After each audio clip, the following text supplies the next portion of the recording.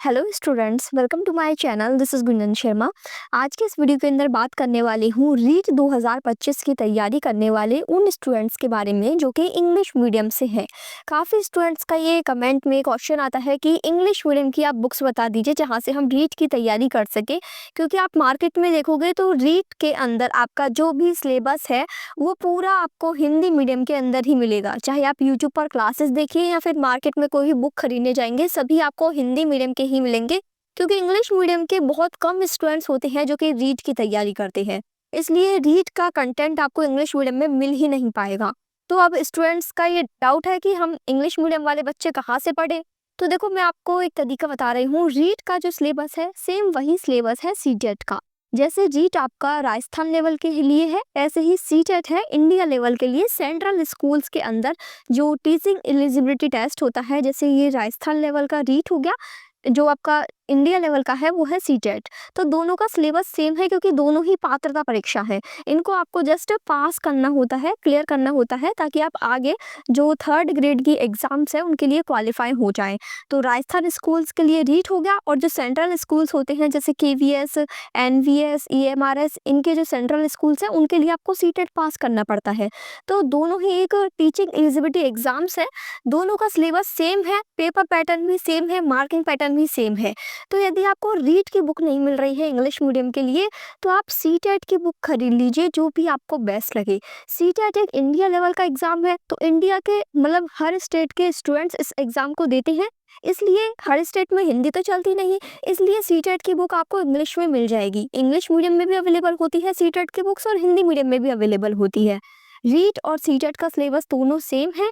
तो आप सीटेट की जो इंग्लिश मीडियम वाली बुक्स है ना, उसको परचेज कर लो, और उससे आप रीट 2025 का जो प्री वाला पेपर है उसकी तैयारी कर सकते हो प्रॉपर इंग्लिश मीडियम के अंदर। और यदि फिर भी आपको कोई भी कंफ्यूजन है कि सीटेट अलग है रीट अलग है, तो आप रीट का सिलेबस निकाल के अपने सामने रखिए, और रीट के जो जो टॉपिक्स हैं उनको उस जो भी आप सीटेट की बुक परचेस करेंगे, किसी भी पब्लिकेशन की जो भी आपको बेस्ट लगे, मार्केट में इंग्लिश मीडियम की भी काफ़ी सारी पब्लिकेशन की बुक्स आती है सीटेट की। कुछ में ऐसे होते हैं थ्योरी है और क्वेश्चंस होते हैं प्रैक्टिस के लिए, कुछ में theory questions plus previous year के क्वेश्चंस भी आपको मिल जाते हैं। तो जो क्वेश्चन पूछने का तरीका है टॉपिक्स के अंदर से, वो भी सेम ही है। रीट में जिस लेवल के क्वेश्चन आते हैं उसी लेवल के क्वेश्चन सीटेट में आते हैं, तो क्वेश्चन का लेवल भी आपको दोनों बुक्स के अंदर सेम ही मिलेगा। तो आपको क्या करना है कि अपना जो सिलेबस है उसको सामने रखना है, और सीटेट वाली बुक जो भी इंग्लिश मीडियम के अंदर आप परचेस करेंगे उसके जो टॉपिक्स हैं उनको आप टिक लगा लगा के भी पढ़ सकते हैं, ताकि आप कोई भी टॉपिक यदि 2-3 टॉपिक एक्स्ट्रा भी हैं तो उन एक्स्ट्रा टॉपिक्स को ना पढ़ें। ठीक है, जो भी आपके रीट के सिलेबस में है उनको उस बुक्स के साथ टिक लगाते हो जाए, और फिर जो आपके रीट के सिलेबस में है ना वही चीज़ आप पढ़ पाओगे।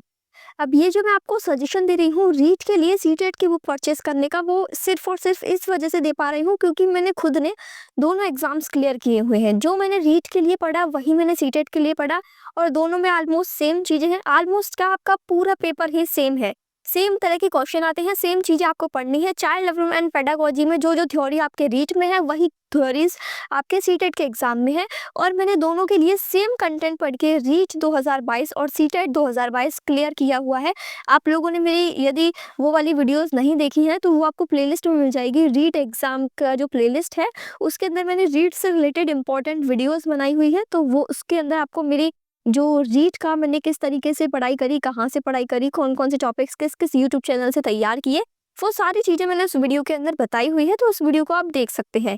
मैंने अपनी मार्कशीट भी वहाँ पर शो की हुई है दोनों रीट और सीटेट की, जिससे आपको ये कंफर्म हो जाए कि मैंने रीट और सीटेट पास किया हुआ है।